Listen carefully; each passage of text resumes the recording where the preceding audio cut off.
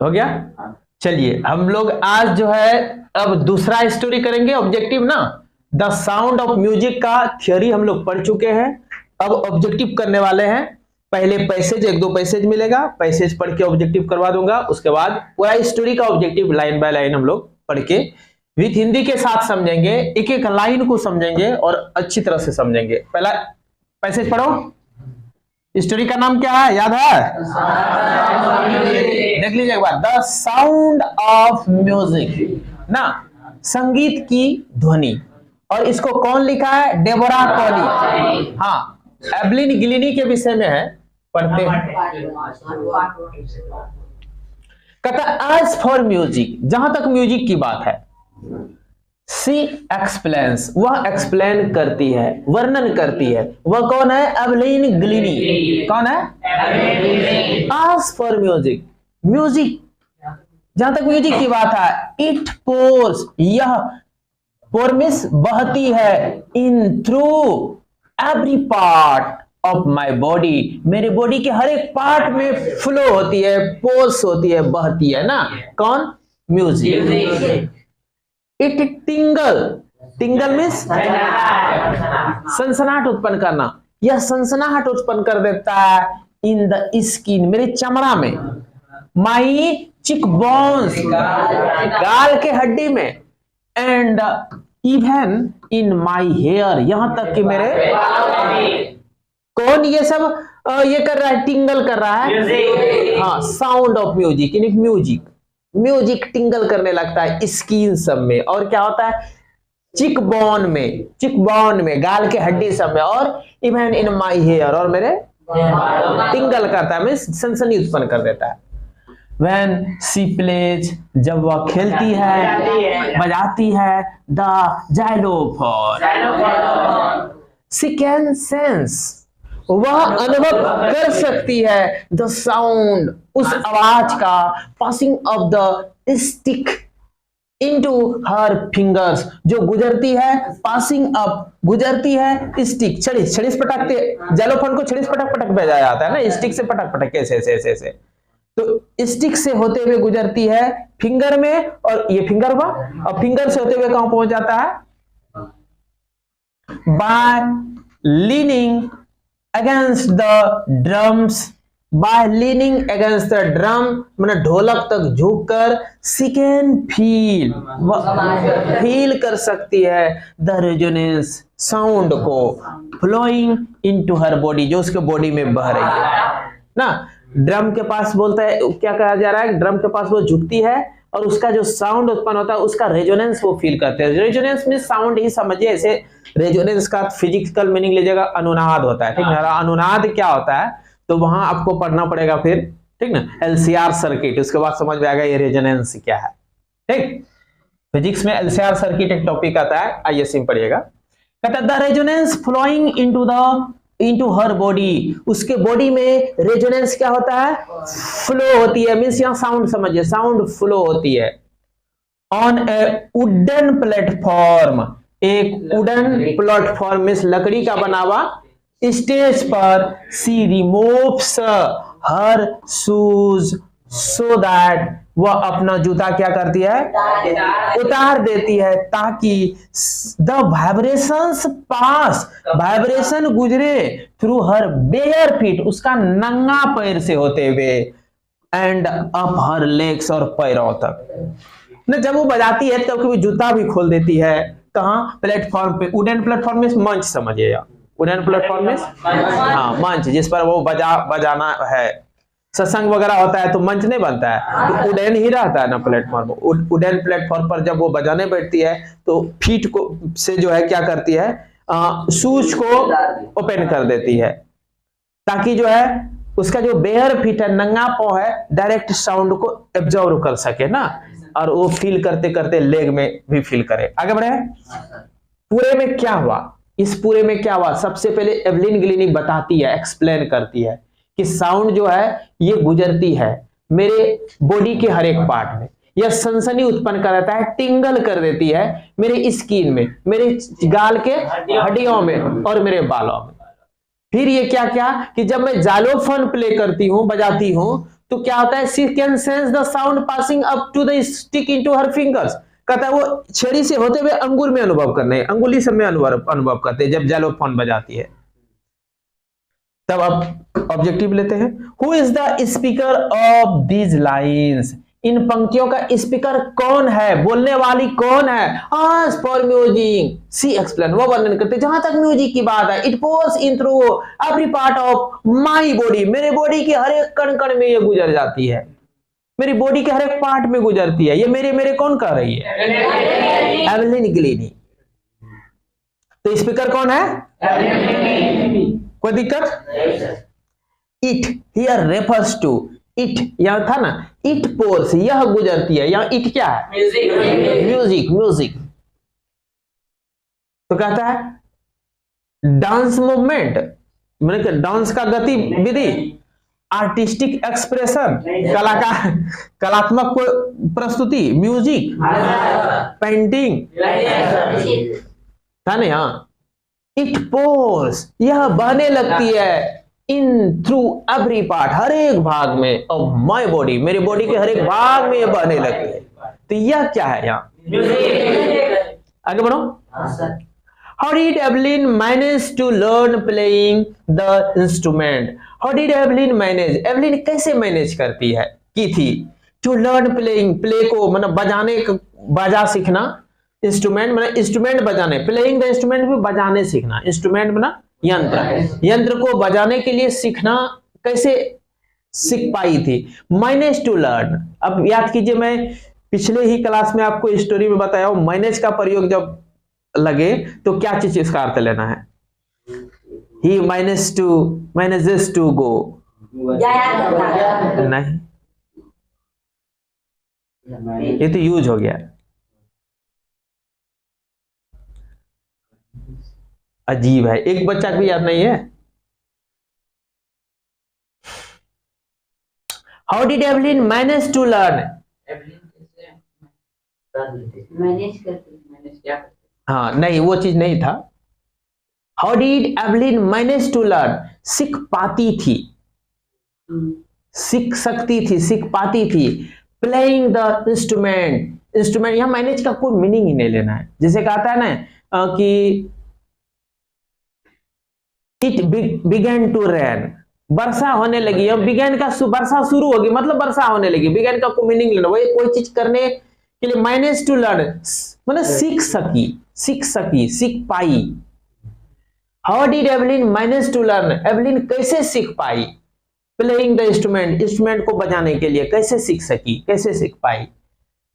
Listening to her teacher, teacher से सुन सुनकर, लिसनिंग टू हर मदर, मां से सुनकर, सेंसिंग द साउंड, साउंड का अनुभव कर करके कैसे सीखी थी,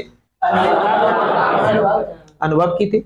what does the word tingle mean, tingle का मीनिंग क्या था, सनसनी उत्पन्न करना था ना, अब इंग्लिश में बताना है, प्रिकल करना, काउज अ स्टिंगिंग सेंसेशन मतलब थोड़ा थोड़ा थोड़ा थोड़ा सेंसेशन का अनुभूति करना, टू इरिटेट चिढ़ जाना, गुस्सा जाना, बोथ 1 and 2 पहला नंबर और दूसरा नंबर दोनों होगा।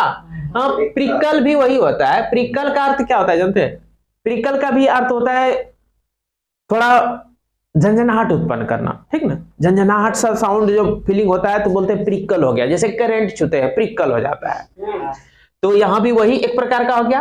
काउज अ स्टिंकिंग सेंसेशन मतलब डंक मारने के जैसा अनुभूति हो ना, तो वही चीज बात टिंगल उसी को कहते हैं, सनसनी उत्पन्न करना उसी को कहते हैं, तो दोनों नहीं हो जाएगा, प्रिकल भी हो गया और काउज ए स्टिंकिंग सेंसेशन अर्थात बोथ हो जाएगा। ठीक उत्तर है, कोई दिक्कत, आगे बढ़ो। अब इस प्रकार ये पैसेज का खत्म हो गया, अब डायरेक्ट क्वेश्चन आंसर है ना, डायरेक्ट है ना, डायरेक्ट है। The sound of music has been written, कौन लिखा था, Deborah Cowley. Ron Forbes was a dot dot, Ron Forbes, अब स्टोरी आपको याद करना होगा, स्टोरी में पढ़ाया था रॉन फॉप्स एक परकशनिस्ट था, ढोलक बजाने वाला, परकशनिस्ट मतलब ढोल बजाने वाला मास्टर, ढोल वादक। रॉन फॉप्स कौन था, ढोल वादक था, परकशनिस्ट था, ढोल बज्जा। What was wrong with Evelyn, Evelyn के साथ क्या गलती हुआ, क्या मतलब रॉन्ग था उसके साथ, जीवन के साथ क्या गलत हुआ था? शी वाज ब्लाइंड, वह अंधी थी। शी वाज डेफ, बहरी थी। शी वाज लेम, लंगड़ी थी। शी वाज मेंटली वीक, मानसिक रूप से कमजोर थी। शी वाज, वो बहरी थी। Evelyn Glennie was the daughter of, किसकी डॉटर थी वो? आइजैक ग्लिनी की, मिसेस जॉन्स ग्लिनी की, मिसेस कैथरीन का, मिसेस ब्रंट का, इजाबेल ग्लिनी का। किसका था? इजाबेल ग्लिनी की बेटी थी वो। कौन? एवलिन ग्लिनी। हाँ हाँ, बेटी नहीं थी, इजाबेल ग्लिनी की बेटी थी, वो डॉटर थी। इजाबेल ग्लिनी की क्या, कौन थी वो? हाँ। Evelyn deafness was first noticed at the age, कहता है एवलिन का जो बहरापन था वो फर्स्ट नोटिस किया गया था, पहली बार नोटिस किया गया था, ध्यान दिया गया था। किस उम्र पर? 8 साल, 10 साल, 9 साल, 5 साल, किस साल? 8 इयर्स जब थी। कौन देखा था पहले उसका? उसकी मदर फील की। हाँ, आगे बढ़ाएं तो 8 ईयर के उम्र में उसका डेफनेस का पहली बार क्या किया गया था? नोटिस किया गया था। मतलब पहली बार जानकारी हुई थी 8 साल की उम्र में कि वो बहरी है। और किसको हुआ था?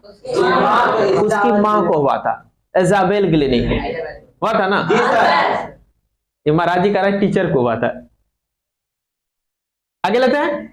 Evelyn Glennie went to the Royal Academy of Music at the age of, अब देखिए ये रॉयल एकेडमी ऑफ म्यूजिक कब गई थी? The royal Academy of music कहां था? ये लंदन में था ना? लंदन में था। तो Royal Academy of Music Evelyn Glennie कब गई थी? 17 ईयर्स जब वो ओल्ड थी, 17 साल की जब थी तब वो गई थी। याद आया स्टोरी? ठीक। Royal Academy of music is situated in, कहां वो अवस्थित है? सिचुएटेड मींस अवस्थित होना। सिचुएटेड मींस अवस्थित होना। कहां सिचुएटेड था? Evelyn Glennie was a dot girl, वो कैसी गर्ल थी? जर्मन गर्ल थी, स्कॉटिश गर्ल थी, फ्रेंच गर्ल नहीं थी, अमेरिकन भी नहीं थी, स्कॉटिश। स्कॉटलैंड के लड़की को स्कॉटिश बोलेंगे, स्कॉटलैंड के पर्सन को या पीपल को बोलेंगे स्कॉटिश। तो वो स्कॉटिश लड़की थी, स्कॉटलैंड की थी। कोई दिक्कत? When was Evelyn Glennie deafness confirmed? अब कहता है एवलिन ग्लिनी का जो बहरापन था वो कंफर्म कब हो गया था? At the age of 11 years। Teacher फिर बुला करके नोटिस किया था ना, दिया था, उसके बाद पता चला था कि नहीं ये डेफ ही है। हाँ, माँ से अर्ज किया था तब पता चला था कि at the age of 11 years confirm हो गया था कि एवलिन क्या थी? Deaf. Evelyn gives free concert in, कहता है वो कंसर्ट्स में सेवा, कंसर्ट्स में CONCERTS, कंसर्ट्स में सर्विस समझिए। तो Evelyn Glennie free concerts in, फ्री में वो सेवा देती थी। कहां? प्रिजन एंड हॉस्पिटल था। How old Evelyn Glennie when her mother notice that something was wrong, जब उसकी मां ने नोटिस किया कि कुछ तो गलत हो रहा है। 7 में है। How old was Evelyn Glennie when her mother noticed, जब उसकी मां ने नोटिस किया, देखा कि समथिंग वाज रॉन्ग, कुछ तो गलत हो रही थी ना। कब उसकी मां ने ये नोटिस किया था? 8 साल में। 8 साल हो जाएगा, क्या हो जाएगा? 8 ईयर हो जाएगा, ठीक ना। बहुत जगह ये उत्तर दिया जो कि क्या होगा? गलत उत्तर होगा 8 ईयर। आगे बढ़े। What is the name of the master percussionist, उसका जो मास्टर परकशनिस्ट था, माने हेड परकशनिस्ट, ढोल बजाने वाला, उसका नाम क्या था? हु प्रेज्ड, जिन्होंने प्रेज किया था, प्रशंसा किया था एवलिन ग्लिनी का, उत्साहित किया था इसको। प्रेज मींस उत्साहित करना। तो उस मास्टर परकशनिस्ट का नाम क्या था? जेम्स ब्लेड्स, ये था ना, जेम्स ब्लेड्स था। क्या नाम था? कोई दिक्कत? What did Ron Forbes advice, Ron Forbes ने क्या एडवाइस दिया था एवलिन को? Ron Forbes, forget music, music भूल जाओ, feel music with her body, body से फील करो, यही तो सलाह दी थी। कौन दिया था? Ron Forbes. कोई दिक्कत? देखना, ये दोनों में कंफ्यूजन नहीं करना है, ठीक ना। ये दोनों बिल्कुल दो चीज है। सबसे पहले प्रशंसा प्रेज्ड कौन क्या था? जेम्स ब्लेड ने। कौन क्या था? लेकिन रॉन फॉप्स ने इसको सलाह दिया था कि feel music with her body, कि अपने बॉडी से फील करो। हाँ, ये कौन था? रॉन फॉप्स।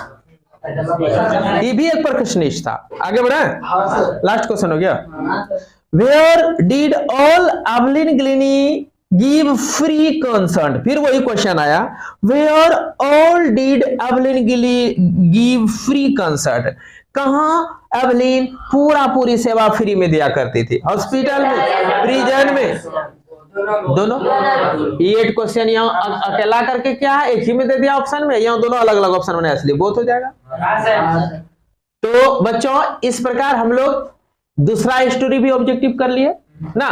बारी बारी से एग्जाम के पहले टोटल स्टोरी और पोयम हम लोग ऑब्जेक्टिव कर लेंगे, ताकि परीक्षा में ज्यादा से ज्यादा मार्क्स ऑब्टेन हो सके। ठीक ना? चलिए।